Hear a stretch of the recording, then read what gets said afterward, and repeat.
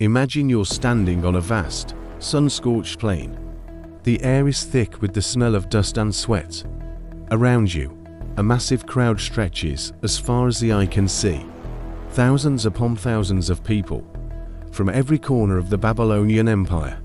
In front of you, a 90-foot statue of pure gold glitters under the harsh sun, a monument to the ego of a king. Then, the music begins, a symphony of horns, pipes, and lyres blasts across the plain. It's a sound designed to command, to overwhelm. And as the final note hangs in the air, the world around you collapses. The sea of people becomes a field of prostrated bodies. Everyone bows, everyone worships, except you. You and two of your closest friends remain standing. 3 lone figures in an ocean of submission. Can you feel it? The sudden, crushing weight of being the only ones. The silence is louder than the music ever was. Every eye, once fixated on the golden idol, is now burning into you. The collective gaze feels like a physical force, pressing you down. Your mind screams at you to just do it, to bow, to make it all stop.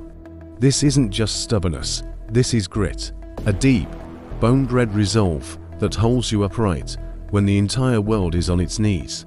Your heart hammers against your ribs, the pressure is immense, a psychological vice tightening with every passing second.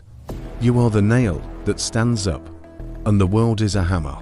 It's the quiet, fierce belief that you answer to a higher authority than the man on the throne or the idol of gold. The king's face is a mask of fury. Nebuchadnezzar, the most powerful man on earth, is not used to being defied. He roars for the furnace to be heated 7 times hotter than usual. It's a command for a heat so absolute it defies reason. The soldiers scramble, piling on fuel, tar, pitch, dry wood. The furnace groans and shudders under the strain. A low roar begins, growing into a deafening bellows as the flames inside become a vortex of white-hot energy. The opening of the furnace, the maw, is no longer a dark hole. It's a blinding portal to a man-made sun. The heat is a physical blow. It blisters your skin, dries your throat, and cooks the air in your lungs, a living monster of fire. The strongest soldiers drag you towards the opening. The sheer force of the heat wave that erupts is a solid wall. The moment they get close, they are simply gone, consumed, their existence erased in a flash of incandescent light. Bound and helpless, you are hurled into that inferno. The roar of the fire is the last thing you hear. But for you, something is different. You are falling into the heart of the sun, and yet there's a strange calm settling over you. Before you were thrown, you spoke words that redefined faith. Our God, whom we serve, is able to deliver us from the burning fiery furnace. This is the language of confident belief. A powerful declaration that your God is bigger than any earthly power, bigger than any fire. But then, you added 3 small words that changed everything. 3 words that echo through eternity. But if not, this is where faith becomes grit. It's saying, I believe you can save me. But even if you don't, my allegiance does not change. It's a resolve that says, my worship is not for sale. My life is His, whether in deliverance or in death. You hit the floor of the furnace, but it's not the searing agony you expected. The ropes that bound you vaporize instantly. But your clothes, your hair, your skin, they are untouched. The air you breathe is warm and strangely fresh.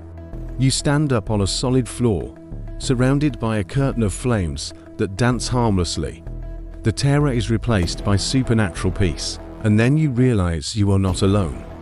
There's someone else here, a 4th man. He was already here, waiting. His presence is overwhelming. It's like the sun, but a sun you can look at without being blinded. Light and power radiate from him. Outside, a king is staring in disbelief, his face drained of color. He saw 3 men thrown in, now he sees 4, walking freely. In the place of ultimate destruction, you are in the presence of ultimate salvation.